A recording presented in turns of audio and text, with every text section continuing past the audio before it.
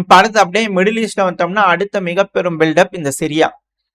இந்த சிரியால Arab tribal army தொடர்ந்து வந்து பாத்தீங்கன்னா சிரியாவோட அரசாங்கத்தை மிரட்டிட்டு இருக்கு. ஏய் ஜொலானி, ஏதாவது தடுப்பு கிடுப்பு போடலாம், சப்ளை ஏதாவது தடுக்கலாம், இல்ல ரோடு போறது ஏதாவது விடாம பண்ணலான்னு ஏதாவது நினைச்சியாப்பா, அப்புறம் அவ்வளவுதான் பாத்துக்க, வேற மாதிரி ஆயிரும், நாங்க வேற மாதிரி இருக்கோம் அப்படிங்கிறது போல வந்து கவர்மெண்டே வந்து மிரட்டிட்டு இருக்காங்க இந்த அரப் ட்ரைபல் ஆர்மி. ஏன்னா அந்த அளவுக்கு மாஸ் சப்போர்ட் சிரியன் மக்கள் வந்து பாத்தீங்கன்னா இந்த அரப் ட்ரைப் ஆர்மி கொடுத்துக்கிறாங்க. யுனைட் ஆகிறது நல்லதுதான். ஏன்னா காசால எந்த அளவு கழிவுகள் ஏற்படுதுன்றத பார்த்தாச்சு. இப்பவே முடிச்சு விட்டுறணும், அப்படி இல்லைன்னா பெருஞ்சிக்கலாயிரும், இடமே விடக்கூடாது, உள்ள வந்துட்டாங்கன்னா அப்புறம் பார்ட் பார்ட்டா பிரிச்சு நிறவிடுவாங்க அப்படிங்கிறது அவங்களுக்கு தெரிஞ்சிருக்குது. ஏதோ இப்படியே இருந்தாங்கன்னா பரவாயில்ல, இல்ல வேற ஏதாவது நடக்குதான்றது பார்த்தலாம். இல்ல அதே அரப் ட்ரைபல் ஆர்மி இது போல மாஸ் சப்போர்ட் வச்சு மிரட்டல்கள் விடுறாங்க. இது மட்டும் தானு கேட்டா இல்ல, 50,000ல இருந்து 70,000 வீரர்கள் கிட்ட mass mobilisation Arab tribal army பண்ணி இப்போ சுபைதா பகுதியை நோக்கி ரேஸ் வச்சுட்டு இருக்காங்க. இந்த த்ரூஸ் செப்பரேட்டிஸ்ட அடிச்சு துரத்தியே ஆகணும், நம்ம இந்த பகுதியை மீட் எடுக்கணும், இந்த அல் சுவைதாவா மீட் எடுக்கணும் அப்படிங்கிறதுக்காக ரேஸ் வச்சு முன்னாடி ஃப்ரண்ட்டுக்கு வந்துகிட்டு இருக்காங்க அதிகப்படியான ராணுவம். ஸோ இந்த அரப் ட்ரைப் ஆர்மி வந்து பாத்தீங்கன்னா சுபைதாவோட என்ட்ரன்ஸுக்கு வந்தாச்சு அப்படிங்கிற வீடியோ பதிவுகள்லாம் போட்டுட்டு இருந்தாங்க. இப்ப ஸ்ட்ரீட் பேட்டில்ஸ் கண்டக்ட் பண்ண ஆரம்பிச்சிட்டாங்க. இப்ப சுபைதாக்குள்ள திரும்பவும் அரப் ட்ரைப் ஆர்மி போக ஆரம்பிச்சிட்டாங்க. ஃபர்ஸ்ட் ரவுண்ட்ல எங்களை தோக்கடிச்சு துரத்தி விட்டியாப்பா நீ, இப்ப நாங்க திரும்பி வந்திருக்கிறோம், என்ன பண்றீன்னு பாக்கலாம் அப்படிங்கிற இப்ப செகண்ட் ரவுண்ட் 2 அப்படிங்கிறதோட வந்திருக்கிறாங்க. முதல் ரவுண்ட்லயே உங்களுக்கு அப்பர் ஹேண்ட் இருந்தது. அதுக்கப்புறமா இஸ்ரேல் இது போல சம்பவங்கள்லாம் செஞ்சு கொஞ்சம் சப்போர்ட் பண்ணி த்ரூஸ் கம்யூனிட்டி இவங்களை வெளியே அனுப்பியிருந்தாங்க.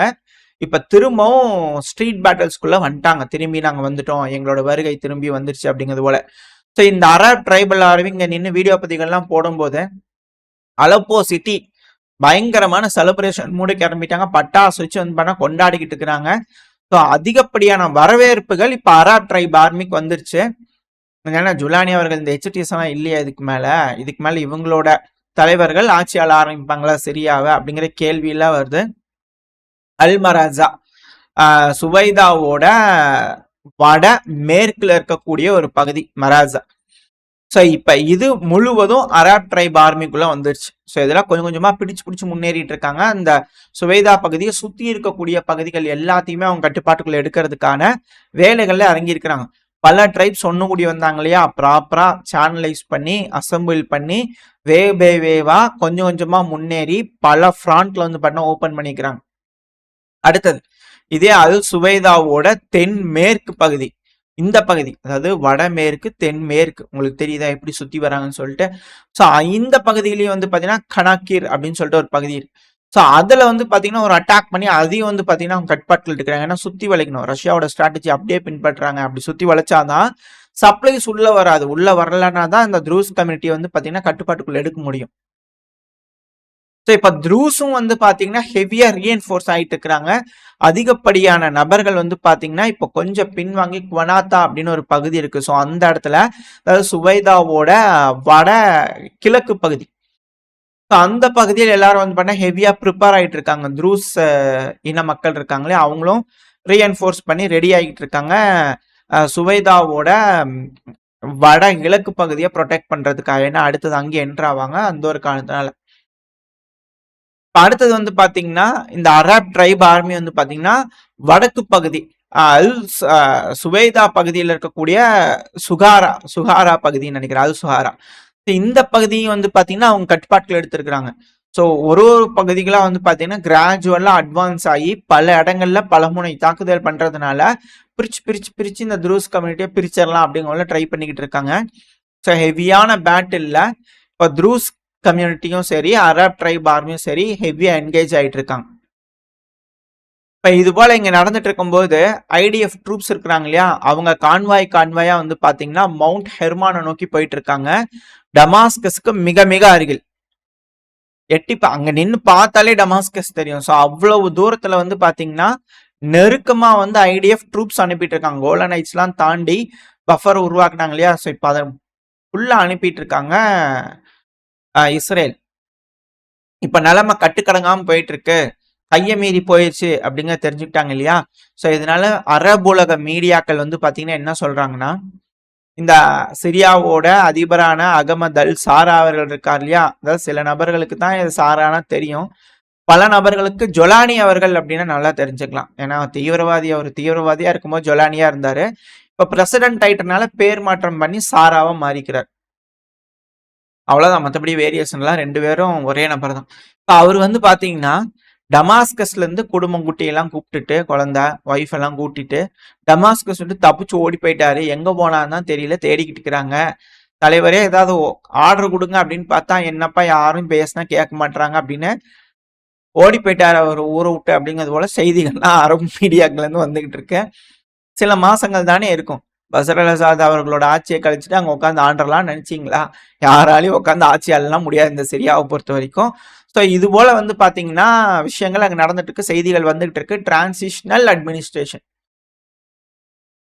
அந்த அட்மினிஸ்ட்ரேஷன் தான் இப்போ, அதாவது அதுக்கப்புறம் ஒரு எலெக்ஷன் கொண்டு வந்து எல்லாம் பண்ணி ஸ்மூத்தன் பண்ணி டெமோக்ரஸியை நிலநாட்டணும் இல்லையா? ஸோ அதனால டிரான்சிஷனல் அட்மினிஸ்ட்ரேஷன் ஒன்று வைப்பாங்க. ஸோ அதுக்கு தலைமை தாங்கிட்டு இருந்தா ஜுலானி அவர்கள். இப்போ டிஃபென்ஸ் மினிஸ்டர் எங்கப்பா அப்படின்னு பார்த்தா அவரையும் காணும். மஹாஃப் அசராஃப் நபர். ஸோ இவரையும் காணும். மேபி பங்கருக்குள்ள போய் இருக்கலாம் இவங்க எல்லாரும். இல்லை அப்படின்னா காணாம எஸ் ஆயிட்டாங்களா அப்படின்ற கேள்விகள் வருது. என்ன நடக்க போகுதுன்றதை வெயிட் பண்ணி பார்த்தலாம்.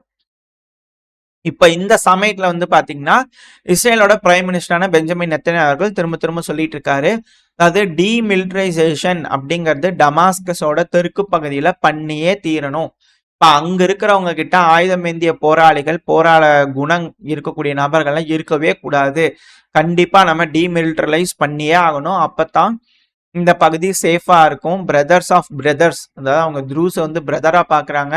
அங்க இனப்படுகொலை நடந்துட்டு இருக்கு, அது எப்படியாவது தடுத்து நிறுத்தணும். இந்த த்ரூஸ் கம்யூனிட்டி, இந்த கோலனைட்ஸ் வந்து த்ரூஸ் மவுண்டன் ஏரியா வரைக்கும் வந்து பாத்தீங்கன்னா நம்ம செக்யூர் பண்ணணும் அப்படிங்கிறதோட சொல்றாரு. இதுக்கு தான் இந்த மேப்பை திரும்பி லோட் பண்ணி காட்டுறேன். அந்த மஞ்சள் கலர்ல மார்க் ஆயிருக்கு இல்லையா? ஸோ இது போல அவங்க கனெக்ட் பண்ணிடணும்னு யோசிக்கிறாங்க. கோலனைட்ஸ் சிரியாவோட கட்டுப்பாட்டுக்குள்ள இருக்கு. இந்த த்ரூஸ் மவுண்டன் ஏரியாஸை பிடிச்சிட்டாங்க அப்படின்னா நேரா அமெரிக்காவோட கட்டுப்பாட்டுக்குள்ள இருக்கக்கூடிய பகுதி. ஸோ அப்படியே லிங்க போட்டாங்க அப்படின்னா நேரா துருக்கிக்கும் போகலாம். சிரியாவை சுத்தி வளைச்ச மாதிரி ஆச்சு. ஈராக்கும் போய்க்கலாம். ஈராக்லயே குருதின மக்கள் இருக்காங்க. அப்படியே அங்க வந்து பார்த்தோம்னா ஈரானுக்கும் போய்க்கலாம். ஸோ இதுதான் இங்க இருக்கக்கூடிய சிக்கல். ஏன் ஈராக்ல சிவில் வார் இந்த குருதின மக்களுக்குள்ளேயே வந்தது? ஏன் இப்போ இங்க இது போல ஒரு பிரச்சனை வருது அப்படிங்கிறத இந்த டேவிட்ஸ் காரிடார் அப்படிங்கிற சொல்றாங்க. ஒன்ஸ் அது உருவாயிடுச்சுன்னா அரபுலக நாடுகள் எல்லாமே ஆட்டோமேட்டிக்கா மேற்குக்கு கீழே தான் அப்படிங்கிறது போல நிலைமை வந்துடும். ஸோ அது போல வரக்கூடாதுன்றதுக்காக இது போல சண்டைகள் நடக்குதா, இல்லை என்ன நடக்க போகுது, ஏது நடக்க போகுது? இப்போ இருக்கக்கூடிய துருக்கியோட அதிபரான எர்டகன் அவர்கள் சரி என்ன சொல்றாங்களா கேட் பண்ணிக்கலாம் அப்படிங்கிற போல இருந்துருவாரா, இல்லை ரஷ்யா கிட்ட உதவிகள் கேட்பாரா, இல்ல ரஷ்யா உள்ள இன்வால்வ் ஆவாங்களா அப்படிங்கிற போல கேள்வி இல்ல இருக்கு. என்ன நடக்க போன்றது வெயிட் பண்ணி பார்த்தலாம். ஏன்னா அது ரஷ்யாவுக்கு மட்டும் இல்லை, சீனாக்கும் பெருந்தொல்லை தான், ஈரானுக்கும் பெருந்தொல்லை தான், துருக்கிக்கும் பெருந்தொல்லை தான். ஸோ இவங்களாம் ஒன்று சேர போறாங்களா, இல்ல தனித்தனியா ஆப்ரேட் ஆகி ஏதாவது முடிவுகள் எடுக்க போறாங்களா, என்ன நடக்க போனது வெயிட் பண்ணி பார்த்தலாம். ஓரளவுக்கான தகவல்கள் இந்த பதில பார்த்துருப்போம்னு நினைக்கிறேன். இதோட இந்த பதிவு நான் முடிச்சுக்கலாம். இந்த பதிவு எப்படின்னு உங்களுக்கு பிடிச்சிருக்கா, பிடிச்சா லைக் பண்ணுங்க, உங்க ஃப்ரெண்ட்ஸ் நம்மளோட ஷேர் பண்ணுங்க. அது கூடவே நம்ம சேனல் சப்ஸ்கிரைப் பண்ணலாம், மறக்காம சப்ஸ்கிரைப் பண்ணி வச்சுக்கோங்க. இந்த பதிவு நல்லா இருக்கும்னு நம்பிக்கை. அடுத்த போய் அவங்க சந்திக்கிறார். Stay safe, by.